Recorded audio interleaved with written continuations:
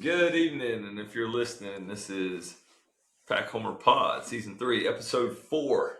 It's been a while. I think we're like on maybe 9 days since we last recorded, boys. We played 6 games since our last episode. Today, we beat up, we didn't beat up, but we beat the Chanticleers, first good team we faced. But I don't really want to talk about all these other boring games.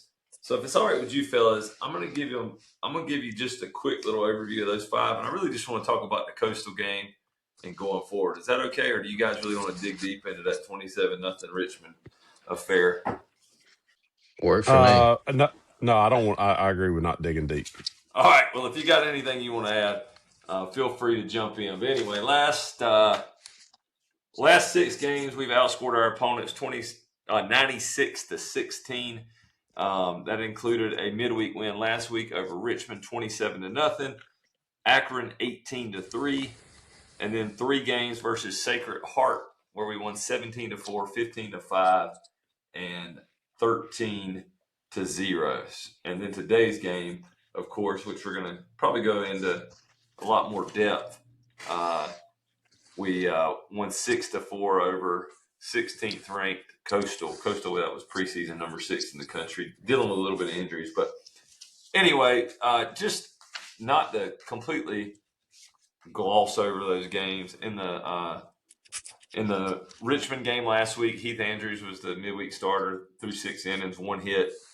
We hit 4 home runs, beat them 27-0. The big headline in that game, honestly, other than the 27-0 score, was the game that Dalton Bargo was hurt in. I believe he went 4 for 6 in that game. I don't know if anybody saw the comments, on why Bargo was still in a 27-0 game. It was because he was a designated hitter and he was our 4th string catcher. So Avent said, if we sit him, we don't have a catcher. So they left him in the lineup kind of as an emergency catcher. He got injured, but we expect him to be back maybe as soon as this week. He didn't play today, but I saw him stretching in the dugout. Had his arm guard on at one time. I thought maybe he might get a pinch hit at bat. But anyway, 27-0 over Richmond. Akron the next day, Luke Hemrick throws 4 no-hit innings. We beat them 18-3. And then over Sacred Heart this weekend, Marone, Dude, and Consiglio, those guys combined for 14.2 innings, and I believe it was 3 earned runs. So, beating up on the Sisters of the Poor all week, for a week straight. And then the day we played a real game, guys, and I was at the Doak. I know you guys were watching. It felt like a regional. You could just tell, that Coastal's that seasoned, College World, coming off a College World Series, national championship game appearance, just a legitimate program. Really the first time you feel like you can say that all year. Before we break it down and go into deep discussion, what were your initial thoughts, fellas? Start with you, Wesley.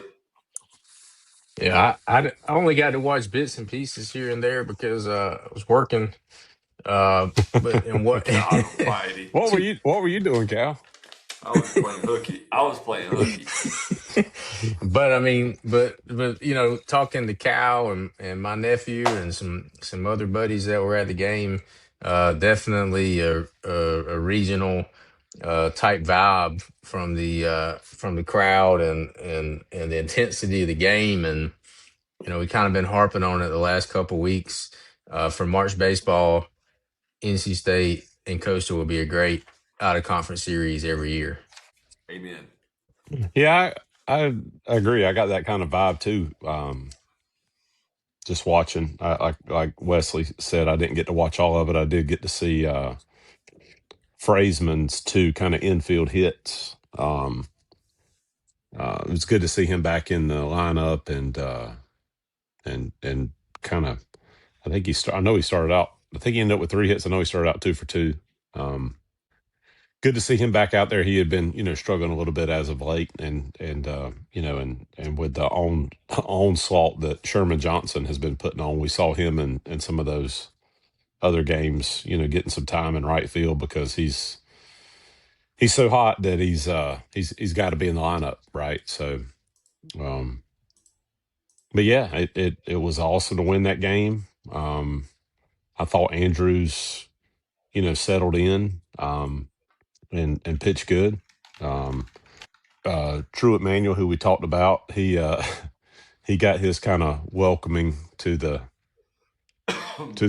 show, if you will. And I thought Collins Black looked good. So yeah, uh, all in all, I think there's a lot to be excited about. I mean, obviously, Coastal, I think, was missing their best four pitchers, but still, the guys that you're going to face in the midweek, plus some really hot guys, at the plate. I thought it was finally a good test for this team, and freaking can't say enough good things about Chris McHugh. Man, he's as good as Sherman Johnson has been. I'd say McHugh has been even more clutch. So.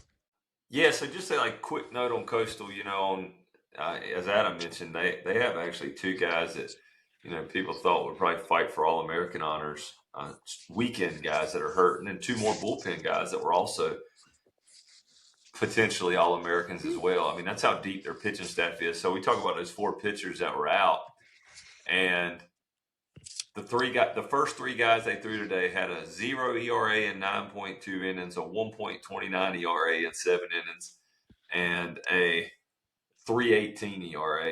And the last guy that had the 3.18 ERA came in throwing 96. So I don't know how Mm-hmm. Coastal collects the arms that they collect, but man. And then the lineup, I was looking over this. So they were today in their starting lineup. They had 7 returners that averaged 48 starts last year. 7 out of the 9 averaged 48 starts last year. The two guys that were not at Coastal last year, Rex Watson, who hit 13 home runs and hit 295 at San Diego before transferring, and the other one, the DH today, started 10 games for Texas last year. So Coastal probably felt like, other than the loss to Caden Bodine, probably felt like they made their lineup better, if nothing but by experience, with all those guys back. And then, ran out some good arms against us. So it was definitely a good test. They were coming off a 9-2 win over Ole Miss this past weekend. So early in the game, I guess first inning, Heath gets the first two guys, goes 0-2 on the third batter, gives up a home run. We're down 1-0. Doesn't take long to return serve. McHugh goes yard in the first inning, ties the game at 1, and then it was just an all-out pitching duel for the next few innings. In the fifth, I know we were texting on the thread. We kind of got a little bad luck. Yeah.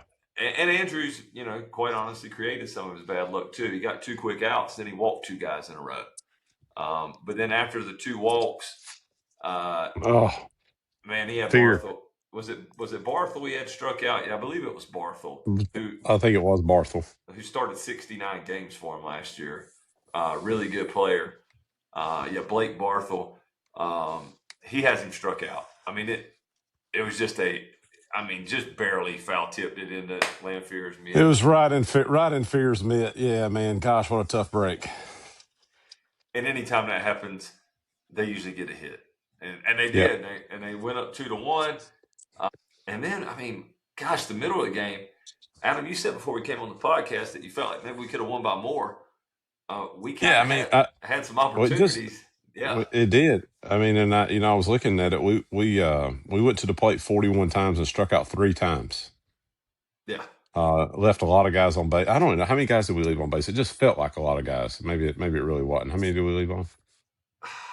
Anyway, I don't have your total left on base, but I can tell you a big opportunity we had down 2-1 in the 6th. Started it with a single by Luke Nixon. Then Sherman gets hit in the leg. We got runners on first and second. Frazeman hits a sawed-off shot to the second baseman that you're like, is the second baseman going to drop it and try to turn to, or is he going to catch it? Anyway, we get doubled up. It was kind of a mix of bad base running plus an awkward swing on a ball. So we get doubled up. And then even after that, Andrew Wiggins and Mikey Ryan walk. So we had the bases loaded again with 2 outs. Leave them loaded in the 6th, popped it out. And then in the 7th inning, that was a big inning for us. It's where we actually scored 3 runs and took the lead, but we started that in and out. Ty Head hits a 1-out double, and he gets caught stealing third base. Kind of felt like almost like he was kind of pushed off the bat. He stole third Yeah. base, and then I think he kind of overslides the bag, and the third baseman kind of, I don't know. In the park, I thought he was safe, but I think people at home were telling me it looked like he was out, and I don't know. I didn't see it. I did not see that. I tuned in right after that. I think I was on the phone, but they kept repeating on the broadcast that it appeared that he was safe, like that he was called out at third. I mean, they obviously they're little home cooking there, but they on the broadcast, but they insinuated a couple times that they thought he was safe too. Yeah, so I really thought he was safe, and anyway, he gets called out. Then McHugh walks on that same pitch that he gets thrown out on. So we got a runner on first with 2 outs. Just got thrown out, still in third. Where I guess what I was trying to explain, he had stolen the bag. It was the reason they said it. The reason they called him out is because they said he came off the bag, like overslid it. So you're like, man, we're gonna be first and third here with 1 out. Instead, we're 2 outs and a runner on first. Chris McHugh, and then Luke Nixon doubles into the right field corner. Well, it goes in the book as a double. They scored it. He went to third. He went to third on the throw. I think they should have gave him a triple because I think Luke gets 3 out of that either way. But they gave him a double because they said he went to third on the throw. But we have a bang play at the plate. Man, that looked really close. I was sitting behind home plate. I thought he was out with my live eyes. I did live on the broadcast too. And I'm not sure, like on the replay, what you could see. I think that maybe it was one of those plays where if they had caught him out, he probably just stayed out, and they caught him safe, and he stayed safe. It was way closer. He got his left hand in there, apparently. So, yeah. Head first in the home plate. So then after that, Sherman Johnson walked and stole second. We got runners on second and third, and Frazeman hits a 94-mile-an-hour fastball, 2-2 count. 1 hops the wall and right. You kind of feel like we maybe busted the game open at that point. We go 4-2 into the 8th. In comes Truett Manuel to Adam's point earlier, and his introduction on a 94-mile-an-hour fastball first pitch was see you later. And they made it a 4-3 game. Then we bring in Collins Black after a walk, and Collins Black were you guys watching the game when they had a runner on first, the one Manuel Truett had walked? He steps off. I mean, I'm hollering step off just like my natural baseball instinct, step off, because I see the runner from first break. He steps off kind of late, and I mean, because the guy broke so early, I'm like, what is he doing? And I really was giving himself up at second, and we're late. He wasn't giving himself up. He was just doing really poor base running. And so he's dead at second, but we throw it there late. He swipes second base. I got a runner on second and end up hitting a ground ball in the middle to tie the game 4-4. And you're like, my God, we just. Yeah. And at that point, we challenged that. We challenged that, and we were out of challenges at that point too. Yeah, I was like, are we challenging that one for fun? Because he looked mighty safe in real time. Then we go to the 9th, and bottom of the 8th. Go to the bottom of the 8th. Drew Lanphier leads off with a walk. Rhett Johnson doesn't get the bunt down to moving. Ty Head flies out, so we're 2 outs. Runner on first base, and McHugh gets a hanging curveball that he hit 110 mile an hour over the left field wall. 6-4 pandemonium, and then still had a chance to add more. Luke and Sherman followed up with back-to-back hits after that, and before Braden Frazeman struck out in the inning. But Collins Black in the 9th goes pop up, strike out, ground out. to end the game, and that was it. But anyway, phenomenal So atmosphere. Just a great ball game. Go ahead, Adam. no, I was gonna say I looked it up. We left 11 on, but Fear unfortunately left 6 on. It was a tough day for him offensively, Yeah, and at the same time, he's the go-ahead run. He walks in yeah, the on eighth 4. and on 4 pitches. Yeah. Yeah, on 4 pitches. And now the other thing I was talking about how it just felt like we that the the score was closer than the game really was. Is we only walked them 3 times. The 2 that Andrews had, and then the one there that Truett Manuel had. That was the only 3 walks we allowed. So that was nice to see. After feel like we, especially against some of the competition, we probably gave up a few more walks than we'd like to see. I thought it was pretty impressive too that we only struck out 3 times today. Yeah. I mean, And Ty Head was one of those too, wasn't he? I remember him. I think I remember him striking out. so Was nice. his second of the year? We struck out. I think it was his third year, but we struck out 3 times.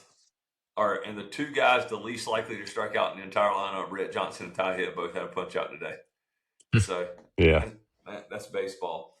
But Anderson Nance, he comes in after Heath Andrews goes 5, and by the way, Heath Andrews looked really good again.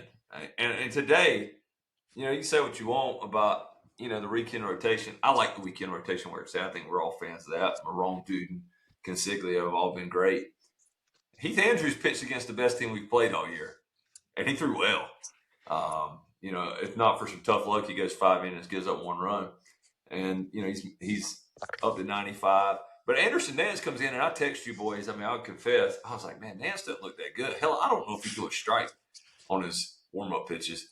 The first couple of batters, he's like 91, 92. I'm like, man, is Nance like not feeling this or what? And if you watch the game, I don't know if you could see this on TV, but man, their coach, I know he got kicked out of College World Series last year. I know he's getting in some controversial situations with umpires. I've always taken his side because I kind of thought I liked him, but man, he was on the umpires all day today. I mean, just every pitch that was close. And the crowd started feeding off of it. And the next thing I know, Nance went 95, 96, see you later, back-to-back pitches. And I was like, he's okay. So, Yeah.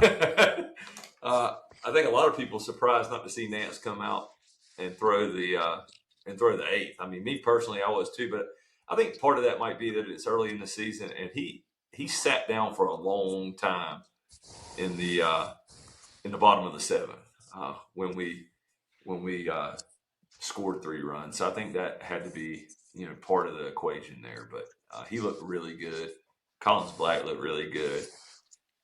Truett Manuel, I still believe is going to do some really good things for us, but didn't see much of him. He was going in 8 pitches. I guess Chrysler just wasn't feeling it. It was a quick hook after the walk, so I think he threw ball 1 to the 3rd batter, and they pulled him in and brought Black in. But Yeah. So I guess I want to discuss what 10 guys to keep discussing every single show. Oh, man. If you don't have them in front of you, boys, pull up the stat sheet. So we got, and these stats are they're a little bit off because of today's game. But we hit 364 as a team in today's game. We were hitting 372 coming in. We hit 364. Go ahead, Adam. No. Yeah, I don't have the updated one then because I still got the 372.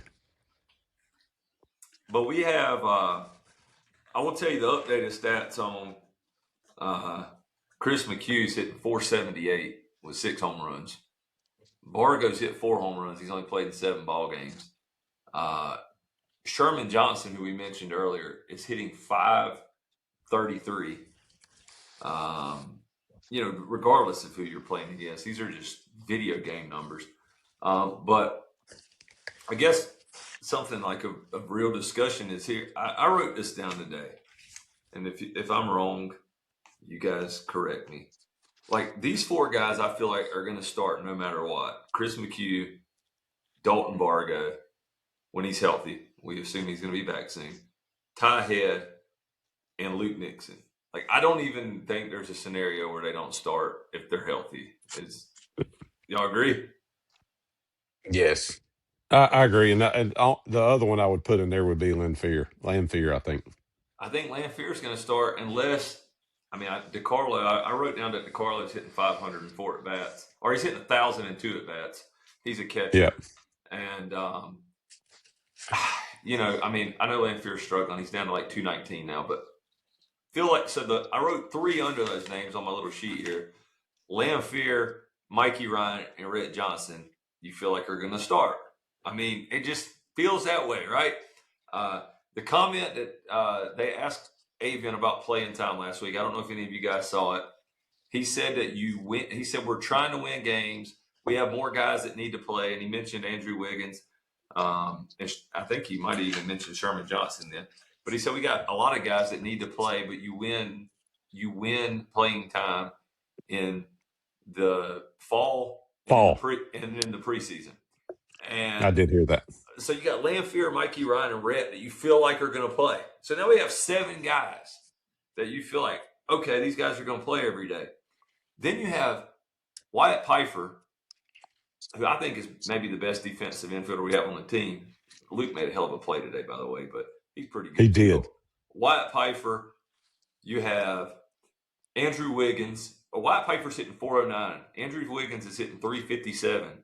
Braden Fraseman is hitting 325. Had to go ahead double. I mean, obviously had pretty damn good numbers last year. Sherman Johnson's hitting 533. I don't think they're taking Sherman Johnson out of the lineup anytime soon unless I don't know how you play all these guys. Like, and then I have another line. You have Brandon Novy, and then another line. You have these freshmen or newcomers. Vincent DiCarlo, who is 2 for 2 hitting 1,000. Quinn Bentley, who is 2 for 4 hitting 500. Christian Serrano, who is 2 for 4 hitting 500. And Devin Mitchell, who is hitting 400. He's 2 for 5 with a bomb. Like, I don't know how you write a lot. I don't know who's going to play. Yeah. And I'm still like kind of like mesmerized by it. So what do you guys think? Like, I mean, what do you do? Like, I think what you said is right. I mean, I think you've got the guys that are locked in. Tyhead, McHugh, Luke. Right? Those 3 we know. Bargo You is got back. it. Yeah. And Sherman Johnson, you're not going to take a guy that's now started 9 games and is hitting 533 out. So he's either going to be having to play right field, third base, left field, DH. I mean, he's got to be in the lineup, regardless of where that is. I would say. Yeah, I don't know. It's tough, and you say the same thing about Wiggins. The guy looks really good at the plate. He had a couple. He's got 3 homers now. He had a couple this week. So. And even Wiggins at 357, that dude walks a lot. I don't know what his on base percentage is. I think coming into today it was like 600. 591. 591 on base percent. I mean, it's crazy. Wesley? I mean, if Lanfear is going to hit 200 or 200 sub in this lineup, I think Lanfear is going to have to produce at the plate. I get it. And he's one of my favorite guys too, but there's too much offensive ability. Because he started out hot in Puerto Rico, and it's kind of gone down from there. So if you're asking me about, I think that's. He's a good player, but I don't know if that's been cemented by any means. I think today was really good to see Fraseman. As good as the guy from Indiana has been, Wiggins. We know what Fraseman can do. We saw him get hot last year. So you really, I think that, he's going to break out, but I think what's even more important about him breaking out was he broke out. He had his breakout game in a high leverage situation against a really good team. It wasn't Sacred Heart or, some of these other teams that maybe are kind of, and it was not 50 degrees and cloudy outside. I mean, this was a real high leverage game today, and that's when he had his breakout performance. So I think that says a lot there. So I don't. It's a good problem to have, and I'm not sure how many other teams have this problem with this much offensive capability on the field. Well, on the team, maybe not on the field. Yeah, I think that I, it's obvious that Wiggins was the odd man out in the coming into the season, right? And then he's played his way back into the discussion. And I mean, a guy that a lot of people expect to be drafted. And I mean, I think some of the discussion about him is like, well, he hit 250 at Indiana, but he has all these other metrics to go along with him, where he walks a lot and he doesn't strike even out. today, even today, he's on base twice, right? I mean, he walked Yeah, twice today. yeah. So, yeah, it's interesting. And to your point, Wesley, the thing that really interests me about the catching position, because I think Lamphere is a really, really good. He's a really good defensive catcher, in my opinion, and I think that the staff probably leans. It'll be interesting to see who starts tomorrow. I think they probably lean toward Bond being the second best of the catchers defensively right now. DeCarlo maybe has a little bit more hit in him. Um, I've heard people say, "Well, what about Dalton Varga? Because he actually has caught." But I mean, now that you see how scary it is to even have Varga out for a week. Thankfully, not hurt worse. And I mean, the dude's hit 4 home runs in 7 games. You're like, he hit 14 home runs in the SEC last year. I don't think you can risk putting him behind the plate. Like, if you got that much firepower, maybe you just live with what you get back there offensively. And I don't And think. the one thing I would say about Lanphier too, looking at it, so of all the starters that played, started more than, I guess, anybody who started at least 4 games, the fewest strikeouts on the team is Ty Head with 2, and Lanphier's only got 3. Yeah. And how many he had? Lamphere had 3 at bats today, so he's got 3 at bats, and he's got 3 punch outs and 32 at bats. Yep. So you hope, like, man, batting average on ball in play has got to go up, right? I mean, because he's putting it in play a lot. But I see you shaking your head, Wesley. Go ahead. I mean, whatever. I don't know. Like total base is 13. I mean, I don't whatever. I mean, it's. I mean, if you're gonna, I mean, yeah, we're an off. I mean, you want to have the best defensive guy back there, but you're not gonna be in every day if you're batting 200. Well, let me tell you, Wesley, why I was a catcher. Because catching is the one position, if you're good at, you can get away without being able to hit. Yeah, Because that's Yeah. you can play musical chairs in the outfield and in the infield. You can't really do it behind the plate. so, Yeah. that's true. so, um, yeah, I mean, you can't just say, "Well, hey, Mikey Ryan, go catch tonight." Like, it's a little different when you get back there and you got to try. Not everybody can sit there back there and catch dude in his 91-mile-an-hour slider.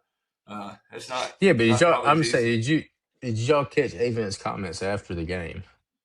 I hadn't seen it. I did not. Yeah, Avent said we're gonna give some other guys some chances back there. Well, I mean, There you go. I do think that's an interesting storyline, Yeah, I do too. and what happens there. So, yeah, just a plethora of hitters, and yeah, the It's inform. unbelievable. It's I don't. unbelievable. I was even thinking if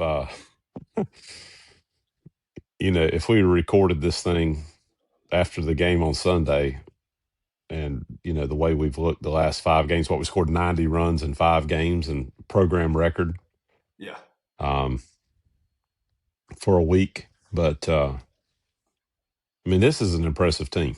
I mean, and I would still say that after the game today, I wasn't feeling so certain about it there for a while, but um, especially what we can do offensively, the pieces that we've got pitching. Man, it's easy to get real excited about what this team can do.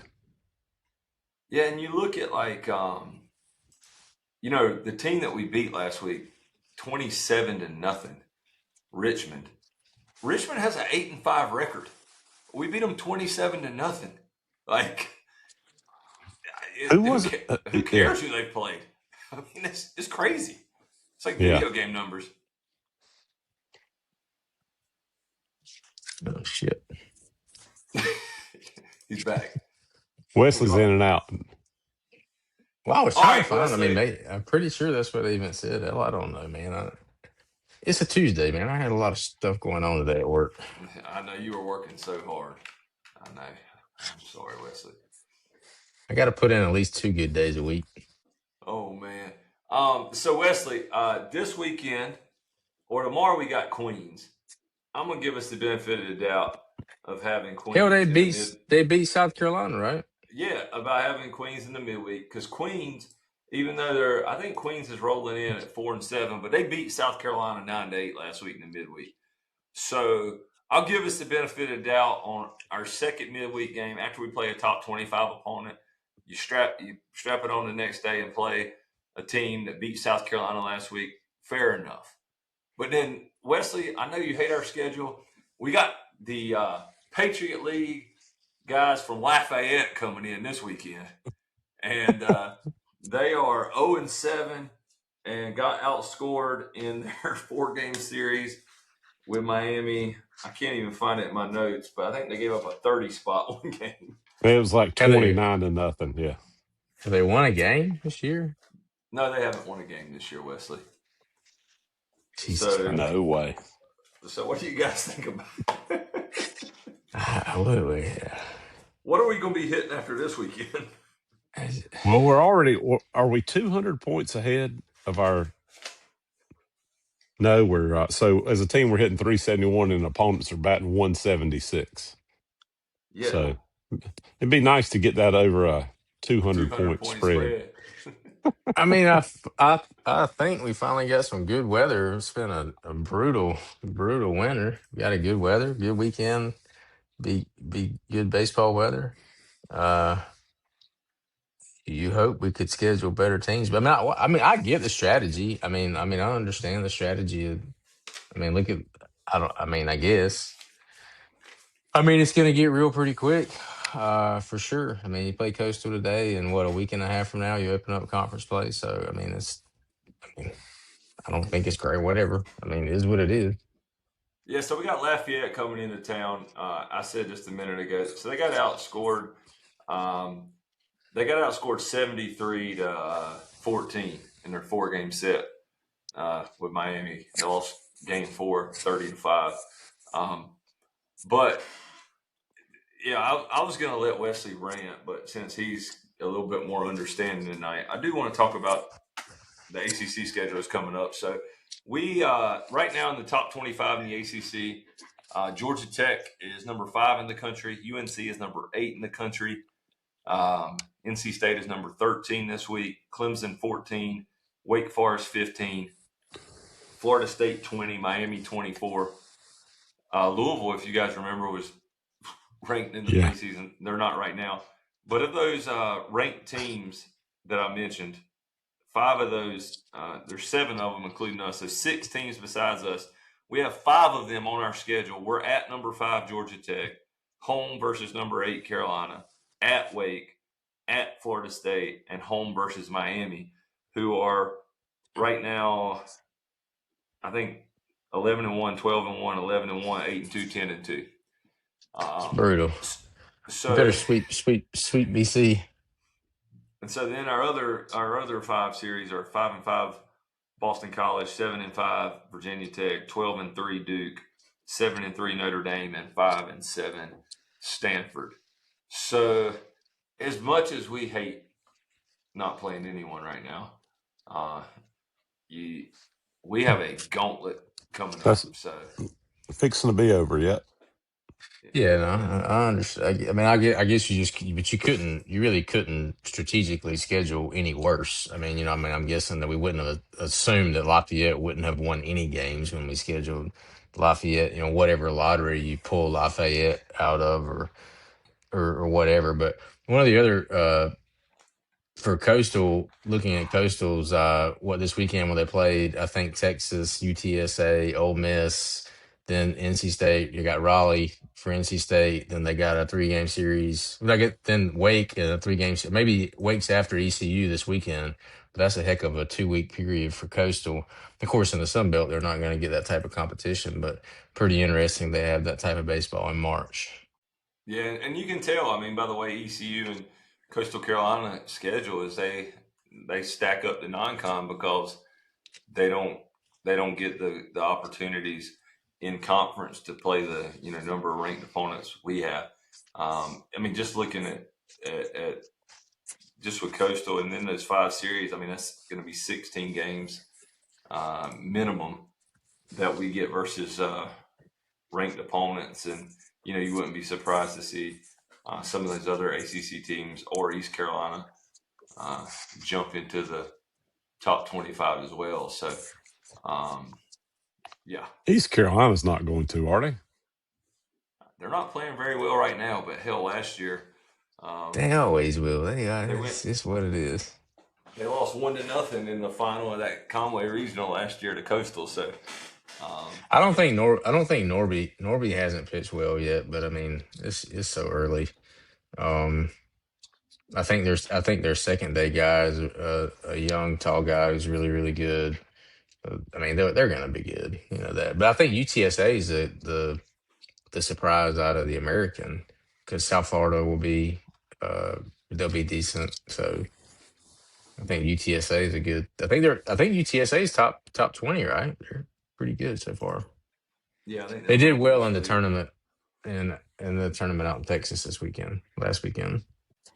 I mean, and being we're at 11-1 now. It's hard to be 11-1's good no matter what in college baseball. I think one of the things I was sending you guys last night was I don't know if I guess maybe the upset of the year so far was and maybe not the upset of the year, but LSU last night lost to Northeastern. They were down 10-0 in that game. Mm-hmm. Well, Ended up being 13-10 final. when we started recording, Virginia was down 12-0 to Charlotte. So yeah, There's only 3 undefeated teams left. 12 games in, there's only 3 undefeated teams left. Dang, it sure would be nice to be undefeated. Texas is 1, and I think USC might be 1. Southern Cal. And I don't know who the third is. Because Wake Forest started 0-1. Southern Miss lost. Anyway, dang, it sure would be nice. I mean, freaking score 1 run in that game. But just other baseball notes. Talk about a guy with some video game. Oh yeah, over that 4-game stretch, we scored 63 runs and got shut out 1-0 in one of the 4 games. Yeah, talk about a guy with video game numbers. So Morningstar is the ace at Wake Forest, and he's got a 6.43 ERA right now. I think everybody thinks he's going to be fine. But have you guys seen Chris Lavonis at Wake Forest? I have not. He's got a .61 ERA. He's thrown 14 innings, but in 14 innings he has 33 strikeouts. Wow. So there is plenty of good baseball ahead of us after we play Queens and Lafayette. I mean, Queens and Lafayette, in all fairness to those programs, they might be the 2 worst teams that we play. I saw something on Twitter, X or whatever you call it now, and it said that Queens was gonna combine, or they were gonna partner with Elon. That they're dissolving the school. Did I read that right, or what? What does that even mean? How does that happen? How do you facilitate that? Yeah, I think I saw something about that too. I don't really know how that works either. And what do you do with like your sports teams? So they're just satellite. They're just satellite campuses. Like, what is the? I don't know. I don't know anybody I've never met anybody that went to Queens. Man, talk about a tough stretch. Queens has us tomorrow, and then they got a 4-game road trip to Georgia, and then they have Notre Dame. So they're playing 5 Power 4 opponents in a row down at Queens. And they played South Carolina last week. So, yeah. So the undefeateds definitely are Texas and USC. I can't find the third. Maybe they lost tonight. Maybe that's why I'm not finding it. Florida State was struggling late. Did they hold on? They were playing Jacksonville. Florida State won 7-6 in that ball game. East Carolina is 5-6-1 right now, I think, or 6-5-1. 6-5-1. Excuse me. UNC won 5-1 over Elon tonight, and I think don't we have Elon next week? Is that right? We do. We do. Yep. Whoever it was must have lost because I'm looking at the RPI right now and I don't see it in like the top 150. Another undefeated team. So the Pack has made some progress on their RPI. I would imagine a loss this week would hurt it significantly, but currently we are 53rd. That's up. Hello. A win's gonna hurt it. What do you mean? Yeah, loss will really hurt Yeah. We're up 12 today, whatever the heck that means. So Southern Miss is number 1 overall now. it. The Wow. easiest school to get into America is down to number 6 after a couple losses. Ole Miss. Ole Miss. A fun fact about our one of our midweek opponents, Winthrop, who we played back a couple weeks ago. Winthrop's won 9 in a row since we beat them 7-3. I saw that. They beat Michigan State on the road tonight, and that's the same Michigan State team. Well, it says on the road. It looks like it was at a neutral site in South Carolina, but they're playing at Auburn this weekend. But Michigan State, won that first series of the year at Louisville, and Winthrop beat them 5-2 tonight. So Winthrop, Winthrop now is 10-2. So maybe that holds on, and it's a good non-conference win for us when it's all said and done. The Tigers from Princeton are now their RPI is down to 14. That's amazing to me, and they're 2-5. They did. They're beat 2-5. They beat Duke 1 out of 4. They did? Yeah, I didn't know they did do well. I'm kind of, I don't like them. I'm mad that we lost. Starting Saturday, Princeton I think has 9 games in 9 days. 3 at South Carolina, 2 at Winthrop, 4 at Wofford. So yeah, 9 games in 9 days. Talking about Charlotte. Charlotte's actually 8-3. They're at number 18 RPI. So again, I don't know what all that means at this point in the season. It's just interesting to look at to see how they calculate it. So we got 5 more games before conference starts. What are the questions y'all still want to answer? I think we beat them to death. Man, I don't know. I mean, I feel like our rotation is set, right? I mean, I think Coop looks really good as the Sunday guy. During the midweeks, it's going to be interesting to see, do we work some other pieces? Or does Andrews continue to hold that spot? I mean, I kind of think that he does, right? But there's some other young guys too that we try to do a Harry Holstaff and save him potentially as we get further into the season. Some of those pieces, I don't know. But, I will say today, just talk about the Coastal game, you could really tell that this game was important to win for Avent, I felt like. I mean, I know I'm not saying that all the games aren't important and they don't think about them that way, but there's been times at the past where I just felt like we weren't trying to win or doing what we could to win some midweek games. Yeah, like we're trying to get guys at bats or something. Yeah, or get guys work on the mound, But I mean, you roll out Anderson Nance and Truett Manuel, 2 guys that we've talked a lot about that are going to be big pieces of this staff. I don't, and I'm not saying that they're not trying to win the games, but in the past, but there's certainly been times where it didn't necessarily overwhelmingly feel that way, where I was glad to see that today. I was glad to see the effort put forth to put the pieces in place to close it out and get that win. That was a good one. We needed that one.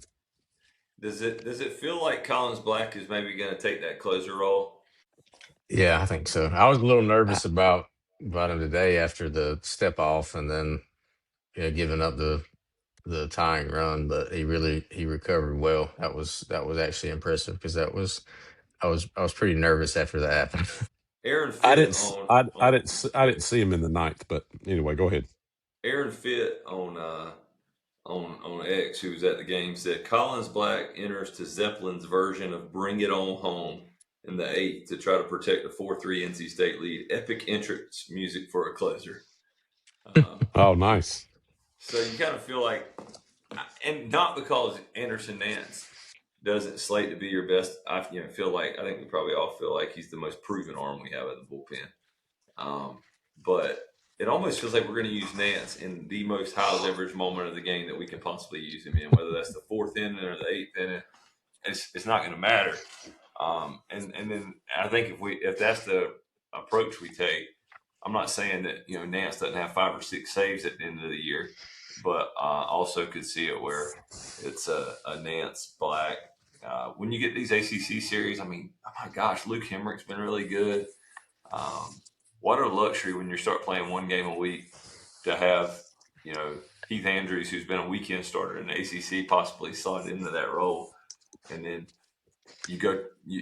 if Andrews goes 5 or 6 every Tuesday or Wednesday that he throws on the weekend, I mean, you have all these arms, whether it be Hemrick, Manuel, Danny Heinz, Collins Black, Ryder Garino, Sam Harris. Sam Harris, another guy, looked really good, looked a lot better here in the last couple of weeks. Aiden Kitchens. I mean, you have a lot of guys. So, gosh, I get really excited about this team. It's really early.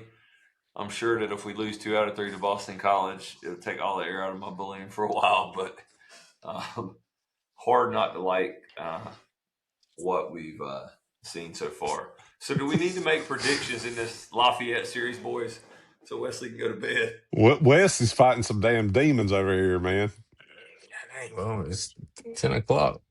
Tired. He worked hard No. today, Adam. He works 2 days a Yeah, week. apparently he got all his work in today. Did you Yeah, I get a mean we're workout in today? Did you get a workout in today too, Wes? yeah 4:15. Or did you stay up real late last night rewatching the basketball game?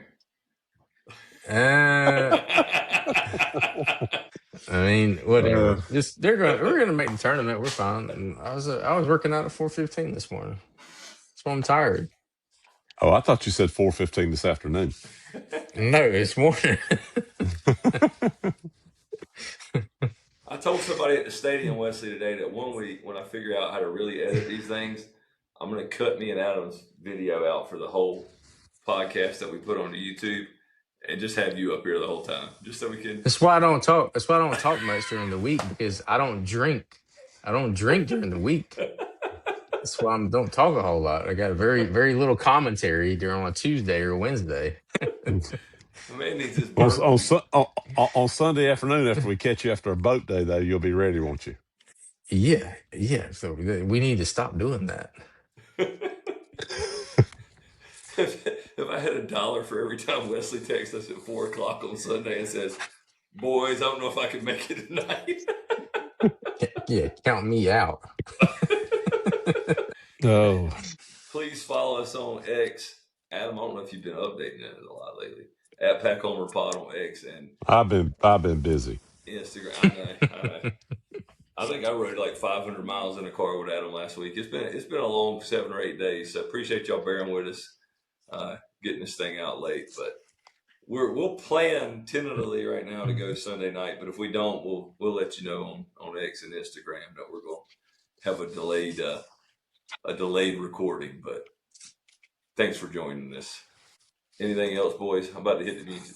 It's baseball season, guys. If you're a Pack fan, it's time to kind of maybe think about writing off the other sports for the year and focusing on baseball.